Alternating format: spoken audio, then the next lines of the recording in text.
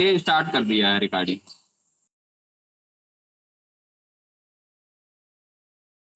नमस्ते सभी को। आज हम बात करने वाले हैं योगा के कुछ थ्योरेटिकल एस्पेक्ट पे।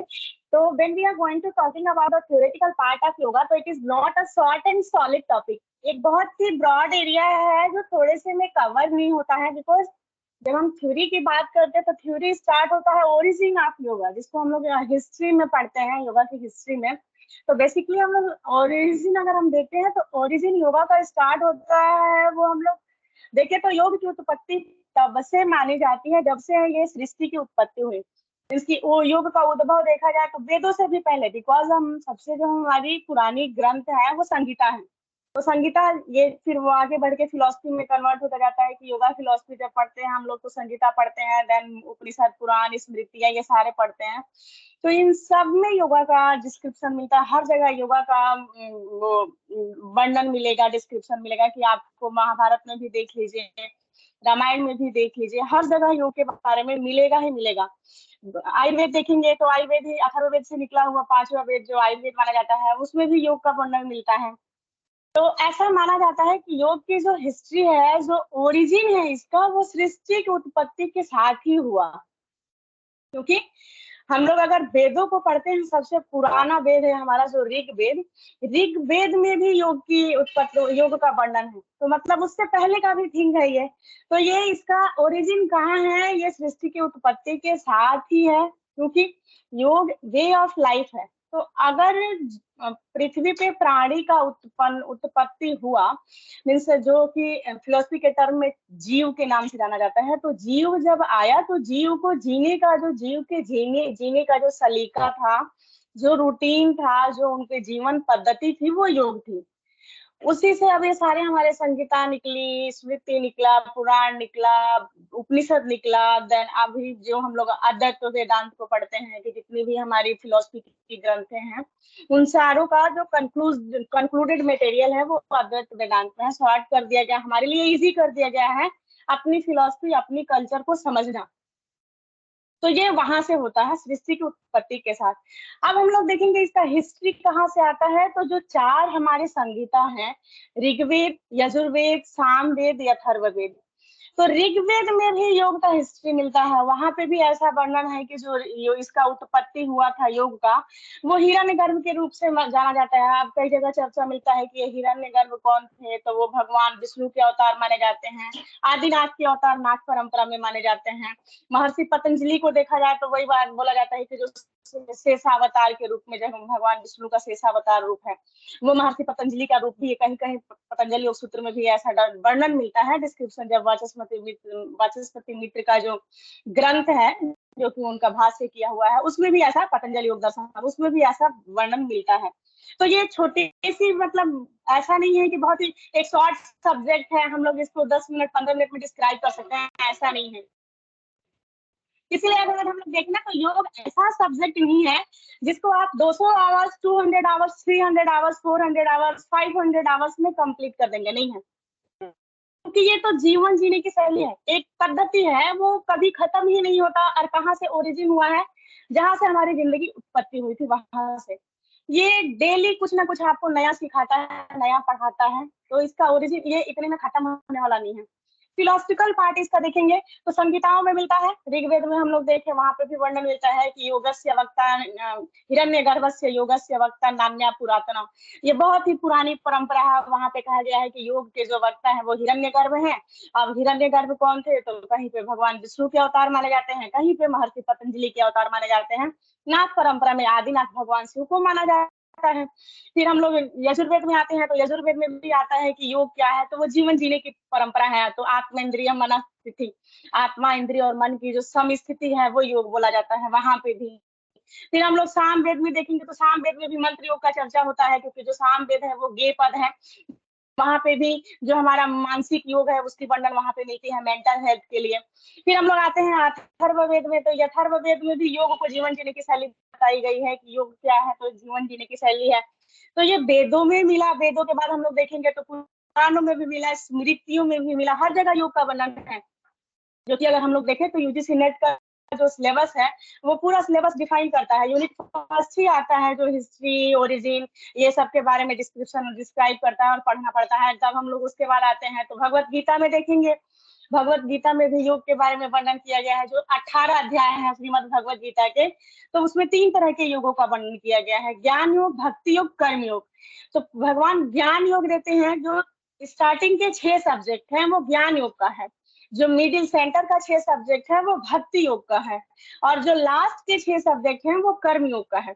तो उसमें ऐसा वर्णन मिला है कि योग जो है वो अलग अलग कैटेगराइजेशन किया गया है, वो अकॉर्डिंग टू द एक्शन, कि हम कौन सा माध्यम है उस सुप्रीम पावर तक पहुंचने के लिए। ये जो हमारे अंदर जो जीव है या हम जो इंडिविजुअल हैं वो उस सुप्रीम पावर के पार्ट है। हम जहां से उत्पत्ति हुए उसी ओरिजिन सोर्स में जाके विलीन होने का, उसी में जाके डिजोल्व हो जाए, वो जो वे है, वो जो रास्ता है वो योग है वहां तक ले जाने के लिए। तो वो वो रास्ते कई तरीके से डिवाइड हो जाते हैं कि हम लोग करते हैं हठ योग करते हैं। तो बेसिकली हठ योग हमें वहां नहीं ले जाता है, सुप्रीम पावर में ले जाके डिजोल्व नहीं कर देता है। हमारे लिए हठ योग उस राजयोग की प्राप्ति का एक मार्ग है। अब इसके भी तरीके देखें तो ये तो हठ योग अलग हो गया, वो राजयोग तक जाने के लिए। अब उस राजयोग जो परम इसकी स्थिति है उस तक जाने के लिए और भी तरीके हैं, जैसे लय योग है, मंत्र योग है। तो ये 4 तरीके के, जो हम लोग अगर उपनिषदों को देखते हैं तो उपनिषदों में 4 तरीके के योगों का वर्णन किया गया है, मंत्र योग, लय योग, हठ योग, राजयोग। तो मंत्रों के माध्यम से भी, मंत्र उच्चारण से यजुर्वेद जो है वो कर्मकांड पे पूरा आधारित है, जो कि हमारे हिंदू सनातन धर्म में है। बहुत पहले से मंत्रों का उच्चारण के तरीके हैं कि आप पूजा करिए तो मंत्र उच्चारण करिए। हेल्थ के लिए महामृत्युंजय मंत्र का उच्चारण करते हैं, जो कि हेल्थ के एस्पेक्ट से अच्छा होता है। तो हर एक पर्पज से मंत्रों का उच्चारण किया जाता है। अब इसमें भी बहुत ही डेप्थ नॉलेज है कि मंत्रों की उत्पत्ति कहाँ से हुई। तो ये सनात मतलब ऐसा बोला जाता है कि ऑटोमेटिक ओरिजिन हुआ था ओम साउंड की। तो वो ब्रह्मा जी को उसको सुनाई दिए, ब्रह्मा जी उसको ऑब्जर्व किए, फिर ब्रह्मा जी से ये सारी परंपराएं आते गई मंत्रों की।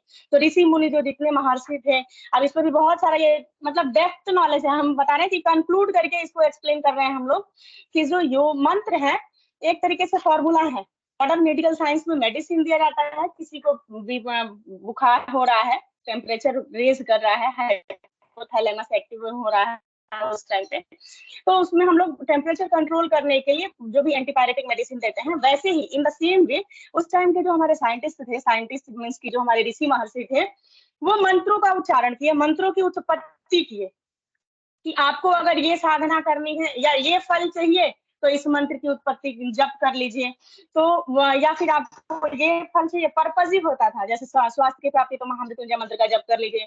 भगवान से कुछ मांगना है तो शंकर जी का ये मंत्र है, कृष्ण जी की ये मंत्र है, विष्णु जी का ये मंत्र है, ब्रह्मा जी का ये मंत्र है। हम इन सबका अलग अलग ओम इंद्राय अनिंद्र का उच्चारण करिए, अलग अलग का सबका अलग होगा। ये मंत्र लय योग में चला गया। लय योग आता है कि जो प्रॉपरली साम योग से ओरिजिन, साम वेद से ओरिजिन होता है, जिसमें हम लोग लय के माध्यम से लय हो जाते हैं। लय होना भी चीज में बिल्कुल ये स्वरूप जाके इसमें रिजल्ट घुसाना।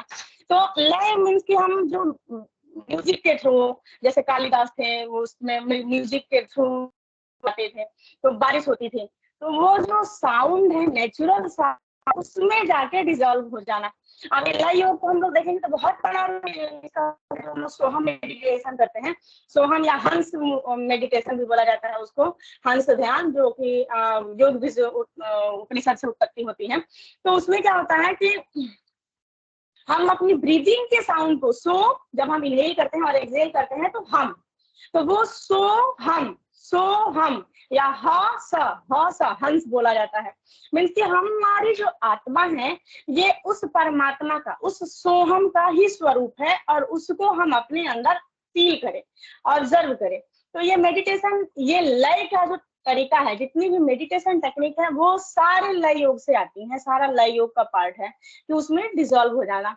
फिर हमारा जो हठ योग है, बेसिकली हम लोग जानते हैं आसन प्राणायाम, जो कि हम लोग करते हैं। आसन प्राणायाम बहुत ही कॉमनली किया जाता है, हम तो आसन भी करते हैं। ईच एंड एवरी पर्सन बोलते हैं आजकल तो हम तो आसन करते हैं, हम तो प्राणायाम करते हैं। प्राणायाम में क्या करते हैं तो सब लोग बोलेंगे कपालभाति करते हैं हम प्राणायाम, बट कपालभाति कोई प्राणायाम नहीं है, ये तो बहुत क्लियर होना चाहिए कि कपालभाति एक हमारा वो है क्लिनजिंग टेक्निक है, जो कि षट क्रियाओं में आता है। षट क्रियाएं ये सारे आसन हठ योग में आती हैं। अब हम लोग देखते हैं तो ये हठ योग जो शुरू होता है, हठ योग में अगर हम लोग देखें तो कहीं चतुरांग योग है और कहीं ये सप्तांग योग है।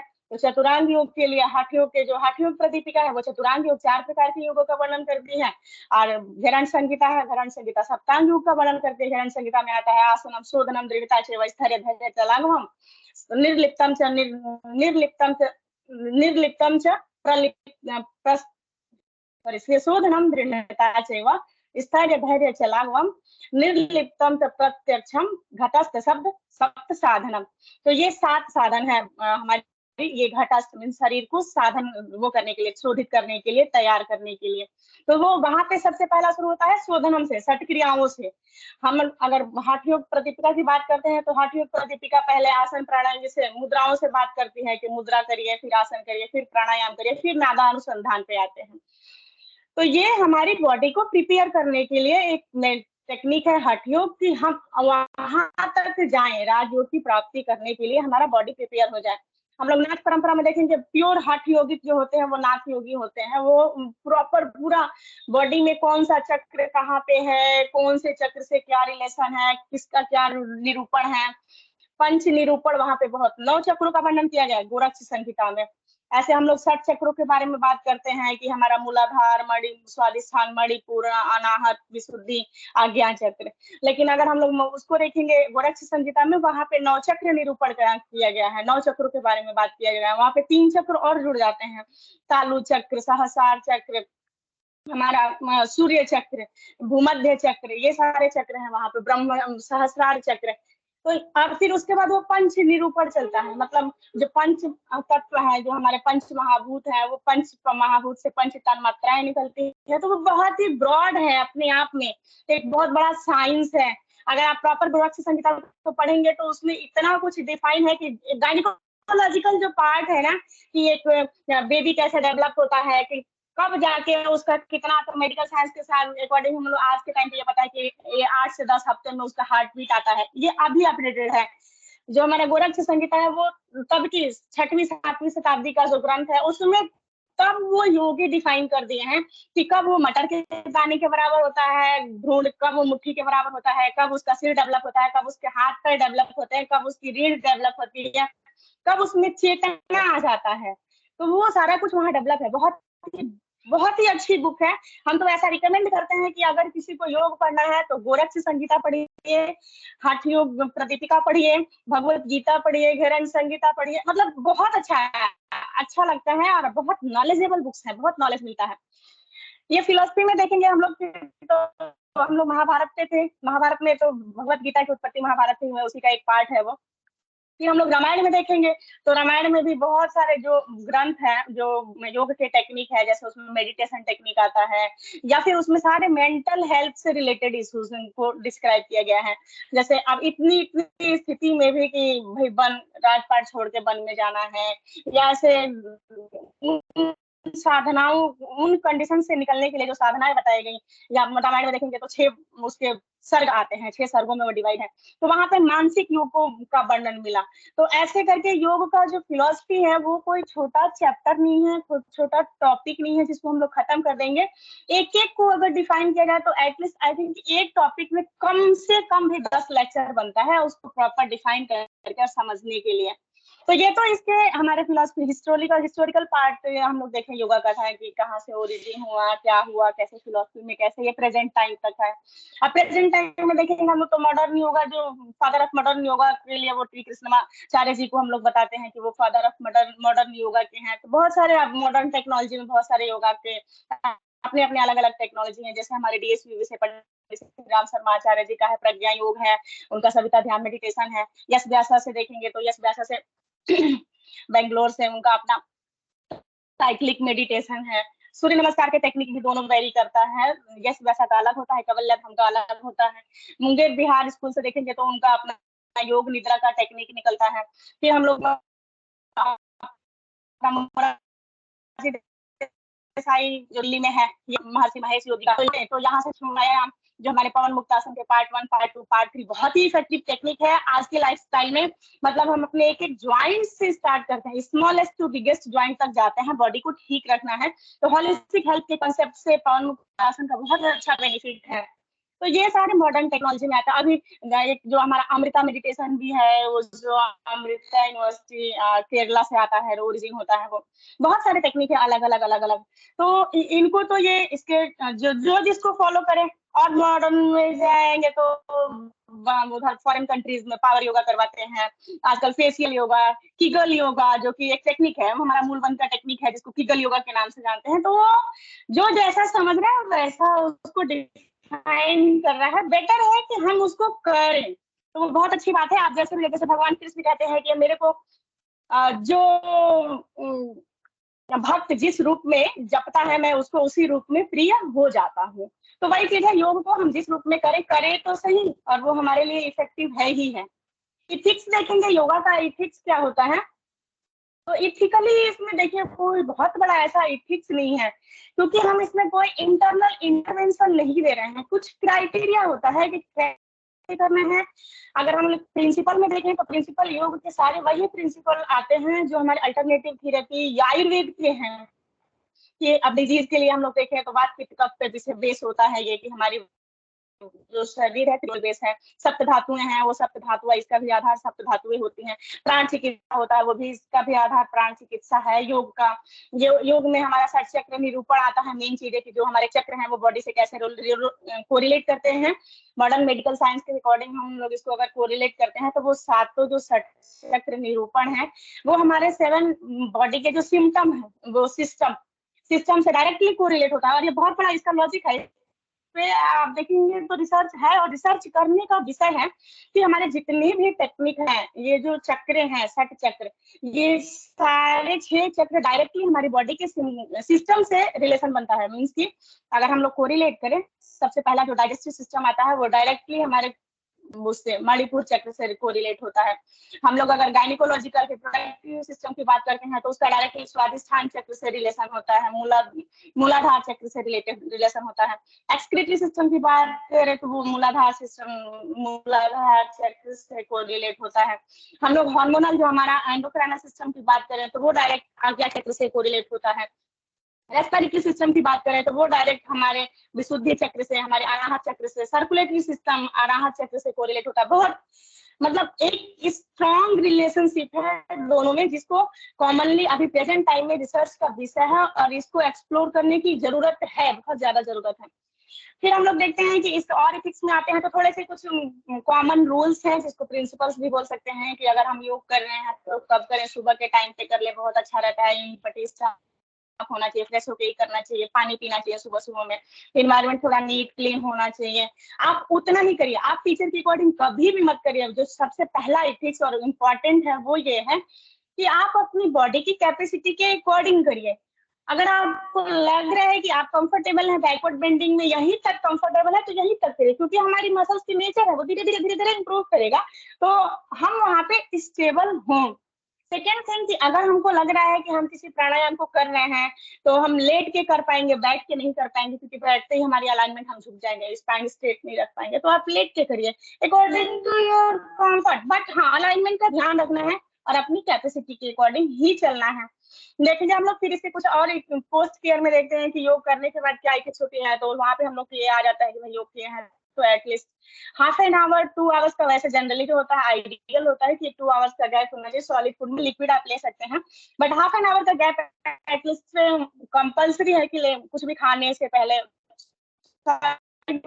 कुछ फ्रूट रूट ले सकते हैं।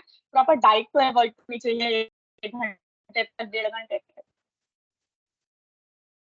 हम लोग नेक्स्ट देखते हैं बेनिफिट्स ऑफ प्राणायाम है। इसके बेनिफिट्स क्या है, देखिए प्राण सांस, पता है we know very well that our breathing is our life. जिस दिन हमारी सांस रुक जाएगी, हमारा हार्ट हमारा साथ छोड़ता है, तो ब्रीदिंग्स को प्राण और आयाम 2 शब्दों से मिलकर बना है। प्राण मीन्स की हमारी जो ये ब्रीदिंग टेक्निक है जो वायु है, और आयाम उसको अंदर रोकना। हम लोग को बहुत अच्छे से पता है, अगर हम लोग इसको मेडिकल साइंस से कोरिलेट करते हैं और अगर हम लोग वहाँ पे रेस्पिरेटरी सिस्टम पढ़ते हैं, then we know very well that हमारा जो लंग्स है ये हमारे रिब्स के आउटर एरिया पे यहाँ पे एल्वोलाइज होती हैं। तो यहाँ पे एल्वोलाइज में ही गैस का एक्सचेंज होता है, ऐसा नहीं है कि हमारा एयर्स या ब्रोंकियल सेक्रेटिया में कहीं गैसेस चेंज हो रहा नहीं, ये तो बस पैसेज हैं। तो जो हम इनहेल कर रहे हैं और जब एल्वोलाइटिस जाएगा तभी गैसेस एक्सचेंज होगा और तब हमारी बॉडी में ऑक्सीजन जाएगा, जो कि हमारा आरबीसी उसको होल्ड करता है, जो हमारे आरबीसी में हीमोग्लोबिन मॉलिक्यूल होते हैं।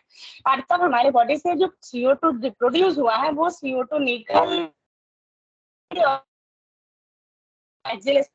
बाहर जाता है। तो इसीलिए हम लोग अदन कुंभक, आप कुंभक देखेंगे, एक प्राणायाम कहीं भी किसी भी ग्रंथ में प्राणायाम के नाम से नहीं मिलता, कुंभक के नाम से मिलता है। तो कुंभक के नाम से क्यों मिलता है? जिसको हम लोग मेडिकल साइंस में लंग्स कैपेसिटी या वाइटल कैपेसिटी मेजर करते हैं, वो कैपेसिटी जो वाइटल कैपेसिटी हमारी है वो हमारा कुंभक है।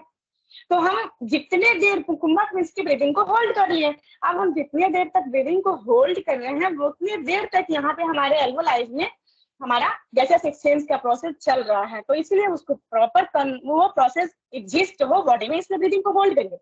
और तब आप एक्सेल करके भी ब्रीदिंग को होल्ड करिए, तो उससे क्या हो रहा है, हमारी लंग्स की कैपेसिटी बिल्डअप हो रही है। हमारा लंग्स जो फूलता और पचकता है, मीन्स हम इनहेल किए तो फूला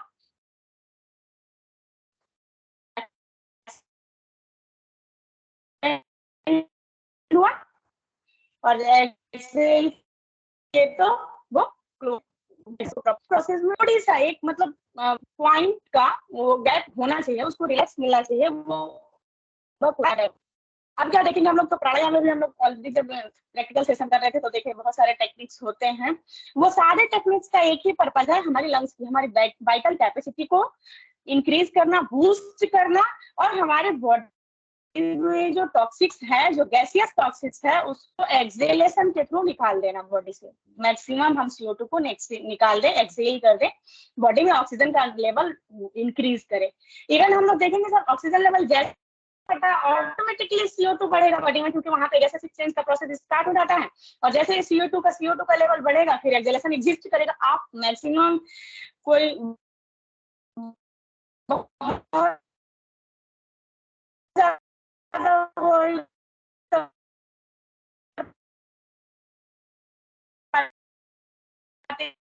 है तो 1 मिनट तक का, 1.5 मिनट तक का होल्डिंग होती है। अगर कोई बंद लगा रहे हैं, बंद बहुत ही ज्यादा एडवांस लेवल प्रैक्टिस है वो करा करते हैं।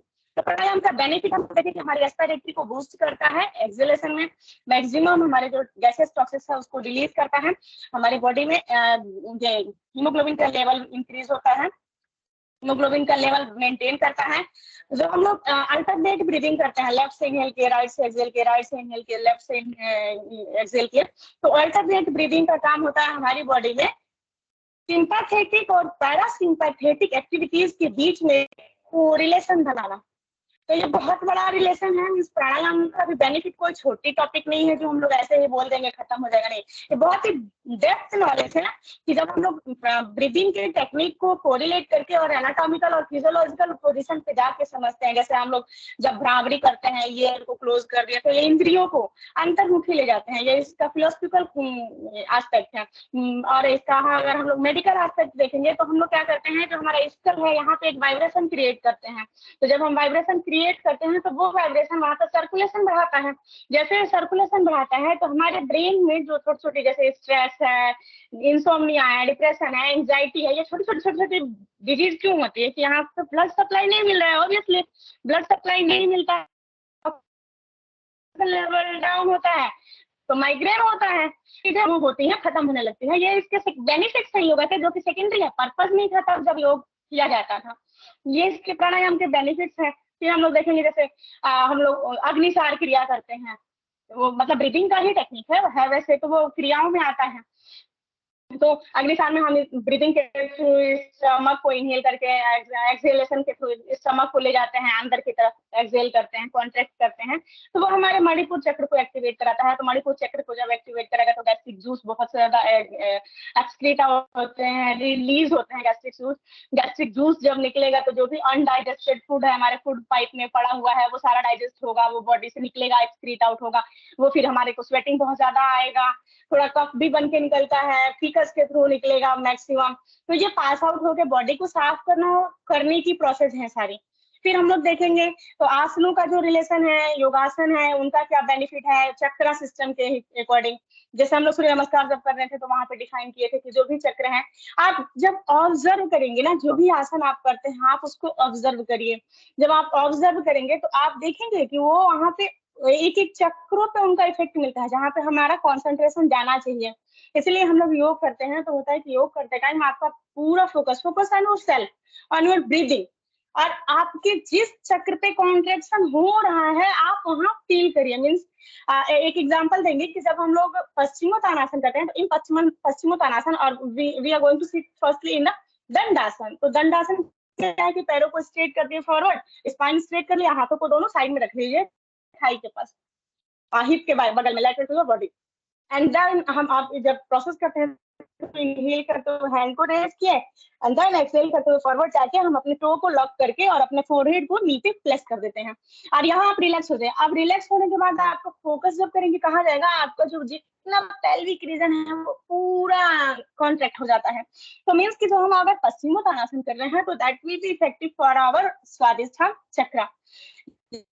जैसे हम भुजंगासन करते हैं तो भुजंगासन में हमारा थ्रोट रीजन पूरा स्ट्रेच हो जाता है, और हमारा जो अनाहत है, ये जो चेस्ट है, पूरा एक्सपेंड हो जाते हैं। तो भुजंगासन का थ्रोट पे इफेक्ट पड़ रहा है। आज्ञा चक्र पे हम ऊपर की तरफ जाएंगे तो एक तरह से ये भूमध्य ध्यान जो बोला जाता है, भूमन ध्यान भी यहाँ पे लगा रहे हैं, मेडिटेशन का एक टेक्निक है।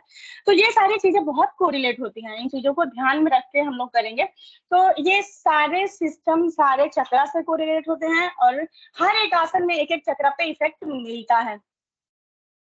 तो ये सारे बेनिफिट है योग के, बहुत सारे बेनिफिट है। मतलब हम लोग एक एक आसनों को अगर एक्सप्लेन करते जाए तो बहुत ही सिंपल से, जैसे ताड़ासन करते हैं हम लोग, सबसे पहला आसनों में आता है स्टैंडिंग पोस्टर का ताड़ासन में हम जैसे ही अपवर्ड स्ट्रेच किए बॉडी को तो हम ऊपर की तरफ खींचे। अब इसका बेनिफिट देखिए, एक तो हमारा मस्कुलर स्केलेटन सिस्टम अलाइनमेंट में आया, हाथ सीधे हो गए, पैर सीधे हो गए, स्पाइन सीधी हो गई, एक एक वर्टिब्री सेट हो गई, सारा उसमें जाके प्रॉपर सेट हो गया।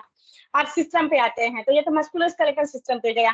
डाइजेस्टिव सिस्टम, जैसे ही हम इसको ऊपर किए हमारा ये डायफ्राम लिफ्ट हुआ और डाइजेस्टिव सिस्टम आप अपने अलाइनमेंट में प्रॉपर आ गया। अब जिनको बहुत बार बार वो रिग्रेशन बोलते हैं या बार बार खट्टी डकारें आती हैं, एसिड रिफ्लेक्शन होता है, वो सारी बीमारी खत्म हो जाएगी। इसलिए आप वहाँ पे मेंटेन करके रखना होता है कि मेंटेन करिए, थोड़ी देर उसको प्रॉपर सेट होकर छोड़ दीजिए, फिर हम वापस आते हैं। देन अब तो ये डाइजेस्टिव सिस्टम पे आ गया। अब हम रेस्पिरेटरी पे आते हैं। रेस्पिरेटरी सिस्टम पे आएंगे तो इनहेल करके हम होल्ड कर रहे हैं तो हम अपने लंग्स बूस्ट करना, रेस्पिरेटरी सिस्टम हमारी हो रही है, रेस्पिरेटरी बूस्ट हो रही है तो ऑटोमेटिकली उसके साथ साथ में ही हमारा सर्कुलेटरी सिस्टम बूस्ट हो रहा है। देन हम लोग मतलब ऐसे सिस्टम पे रहेंगे ना, तो एक एक आसनों का जब हम मेडिकली डिफाइन करेंगे तो ईच एंड एवरी सिस्टम पे वो वर्क करता है। जैसे हम ताड़ासन में हम लोग के सामने आप किसी भी एक पॉइंट पे फोकस करिए।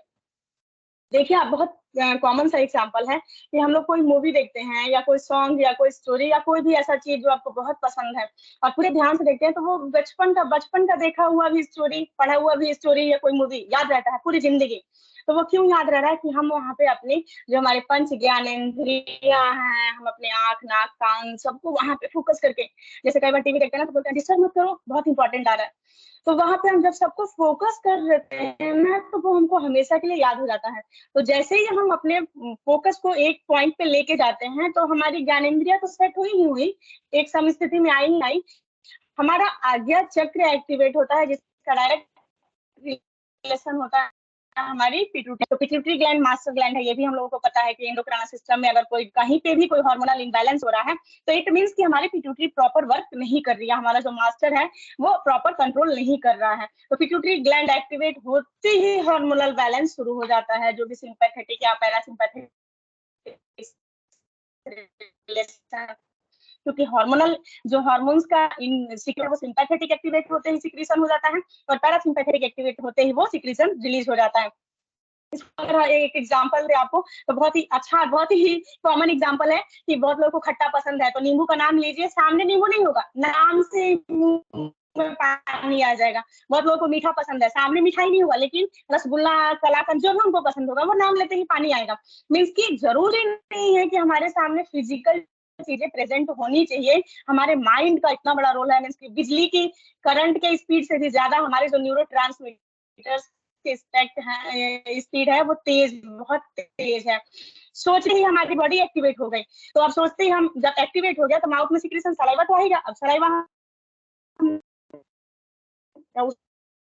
अब वो अंदर गया डाइजेस्टिव सिस्टम में और आगे की प्रोसेस शुरू हो गई।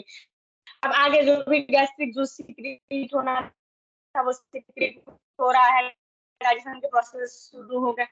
इसलिए हार्ट का बहुत ही इफेक्टिव है।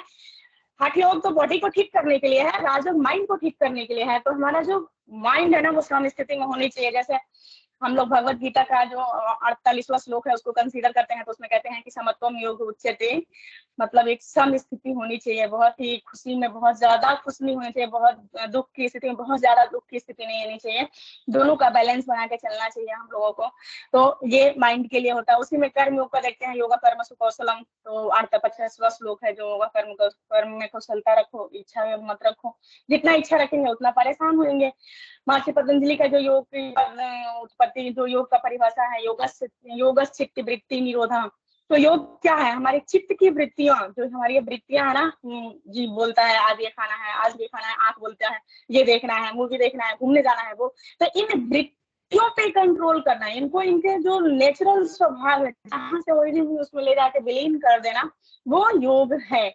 तो ये था हमारा योग के कुछ हिस्ट्री, कुछ उसके बेनिफिट्स। हम लोग इसको थोड़ा कंक्लूड करने की कोशिश किए। बहुत ही इंटरेस्टिंग सब्जेक्ट है, पढ़ने में अच्छा लगता है, मजा आता है। हम तो कहते हैं पढ़ना चाहिए। नहीं मजा आता है, नहीं इंटरेस्ट है तो मत पढ़िए, लेकिन करिए जरूर। करिए इसलिए कि आप हेल्दी रहिए, क्योंकि दवाइयों पे हम अगर जाते हैं तो हम अपनी बॉडी को डिपेंडेंट कंडीशन में ले जाके छोड़ते हैं। छोटा सा एग्जाम्पल देंगे, जैसे मान लीजिए कि एसिडिटी बन रहा है, तो एसिडिटी बन रहा मीन्स कि हमारी बॉडी में HCl, स्टमक में जो HCl का सिक्रेशन होता है उसका लेवल बढ़ गया, क्योंकि हम कभी कम खाते हैं कभी ज्यादा खाते हैं। हमारा कोई फिक्स टाइम नहीं है, सुबह का ब्रेकफास्ट का टाइम, लंच का टाइम, शाम का चाहे सुपर का टाइम, डिनर का टाइम, वो सब खराब हुआ पड़ा है। जब जो मिला खा लिया, तो वो तो ऑटोमेटिक इसका कोई कुछ सिम्टम ही नहीं है कि इसको कब रिलीज होना है। जैसे एनिमल्स को हम देखते हैं फिक्स टाइम होता है खाने का, तो उनकी बॉडी की सिम्टम्स को पता है, जितने सिस्टम है ना, कब एक्टिवेट होना है, कब सिंपैथेटिक एक्टिवेट होगा, कब पैरासिम्पैथेटिक एक्टिवेट होगा। अब हम क्या कर दिए, इसको खराब कर दिए। कभी सुबह खाते, कभी शाम को खाते, पूरा रूटीन खराब करके रखे हैं, तो वो कभी भी कोई भी सिक्रेशन चलते रहता है। से भी सिक्रेशन आ रहा है, बैठे ऑफिस में, लेकिन याद आ रहा है कि अरे आज तो घर होते तो इस टाइम अभी ये खा लेते। तो वो चीजें हमारी बॉडी के सिस्टम पे इफेक्ट पड़ता है। तो एटलीस्ट हम फिजिकल तो करें कि हम ठीक है, कर्म करने के लिए ही तो हेल्दी रहे ना। मेडिसिन पे क्या होता है कि हम उस ये सिक्रेशन तो हो ही रहा है, लेकिन मेडिसिन लिए किस लिए कि इस सिक्रेशन का जो इफेक्ट हो रहा है वो हमको पता न चले, वो हम उस इफेक्ट को कट कर रहे हैं। बट सिक्रेशन हो रहा है, रूट कॉज पे वर्क नहीं कर रहे हैं। अब जब हम योग करते हैं तो हम योग करके रूट कॉज पे वर्क करते हैं। हम ऐसा नहीं कि कुछ मेडिसिन इंड्यूस्ड कोई थेरेपी नहीं देते हैं। बॉडी को नेचुरली ठीक करने का एक प्रोसेस जो है वो योग है। बहुत बड़ा डिफरेंस है कि हम जब फिजिकल थेरेपी योग में जा रहे हैं तो हम बॉडी को इंडिपेंडेंट बना रहे हैं कि तुम खुद ही ठीक हो जाओ, इंडिपेंडेंट बना रहे हैं। और अगर हम कोई भी एक्सटर्नल चीज दे रहे हैं बॉडी को, चाहे वो क्यों नहीं, आयुर्वेदिक मेडिसिन ही क्यों नहीं हो, तो हम बॉडी को डिपेंडेंट बना रहे हैं कि अगर तुमको ऐसा हो रहा है तो तुमको ये मेडिसिन लेनी है तो तुम ठीक हो जाओगे। तो ये सारे प्रोसेस हैं जो हम लोग करते हैं योग में, और इसके इफेक्ट हैं। ईच एंड एवरी प्रोसेस के सारे सिम्टम्स के साथ बहुत बड़ा रिलेशन है, बहुत सारे इफेक्ट हैं। तो आप सबसे मेरा एक ही रिक्वेस्ट है और एक ही कंक्लूजन है कि ठीक है, पढ़ने का मन हो तो पढ़िए, अच्छा सब्जेक्ट है, बहुत अच्छा है जैसे हमको इसका है, लेकिन करिए जरूर, मन हो या ना हो, एटलीस्ट 5 से 10 मिनट जरूर करिए, जरूर करिए। आप चाय बनाते हैं किचन में, चाय बनाते हैं, 2-3 सीरीज है जो कंप्लीट कर सकते हैं। चाय को स्लो आंच पे कर दीजिए। ताड़ासन, तिर्यक ताड़ासन, कटी चक्रासन, साइड बेंडिंग, लेटरल साइड का स्ट्रेचिंग, बैकवर्ड फॉरवर्ड स्ट्रेचिंग जरूर जरूर करिए, कंपलसरी है। आप सिटिंग जॉब करते हैं, बैकवर्ड स्ट्रेचिंग बहुत ही जरूरी है। नहाने से पहले थोड़ा सा जो अग्निसार की क्रिया होती है वो कर लीजिए बाथरूम में। ये छोटे छोटे टेक्निक है जो बहुत ही इफेक्टिव है, करिए, प्लीज करिए। हर घर में थायराइड की मेडिसिन, थायरोडॉर्म पड़ा हुआ है। आप थायराइड के लिए उज्जैयी प्राणायाम कहीं भी कर सकते हैं। ड्राइव कर रहे हैं, गाड़ी चला रहे हैं, आप कुछ भी चला रहे हैं तब भी कर सकते हैं। हर जगह रोड पे भीड़ नहीं मिलता है, रेड लाइट पे खड़े एक दो राउंड आराम से हो जाता है। प्लीज आप लोग करिए, बिकॉज हमारा नेशन हेल्दी होगा, हम हेल्दी होंगे, एक इंडिविजुअल हेल्दी होगा तो हमारे पूरा जनरेशन हेल्दी होगा, और नेशन हेल्दी होगा तो हम लोग बहुत अच्छा अचीव कर पाएंगे, कुछ कर पाएंगे। तो जिंदगी में कुछ करने के लिए ही पैदा हुए हैं, तो अच्छा कर्म करें और जिए, तो जिंदगी जिए, चाहे वो छोटी हो या बड़ी हो, लेकिन अपने दम पे जिए, दवाइयों के दम पे जिए। ये एक ठीक है। तो नमस्ते सभी को, और बाकी आप लोग अपना जो भी फीडबैक होगा वो जरूर दीजिएगा, तो उससे हम लोगों को थोड़ा मोटिवेशन मिलता है कि भाई अच्छा और अच्छा करें। हमको तो बहुत इंटरेस्ट है योग में, मेरा स्पेक्स उतर गया था 2012 में, तब से 2008 में फर्स्ट टाइम जब हम 6 मंथ योगा किए मेरा स्पेक्स उतरा था। उसके बाद योग में बहुत इंटरेस्ट आया और पढ़ते ही चले गए, तो योग में पीएचडी भी कंप्लीट किए, भी ठीक किए। मतलब थायराइड जिनका 35-40 रहता था, उनका थायराइड नॉर्मल हो गया। मैक्स के डॉक्टर देख के सरप्राइज हो जाते थे कि आपका रिजल्ट इतना अच्छा कैसे आ गया। रिजल्ट मिलता है, तरीके से करिए, प्रॉपर तरीके से करिए, बस अलाइनमेंट प्रॉपर रखेंगे, इफेक्ट आपको जरूर मिलेगा। ठीक है, नमस्ते सभी को।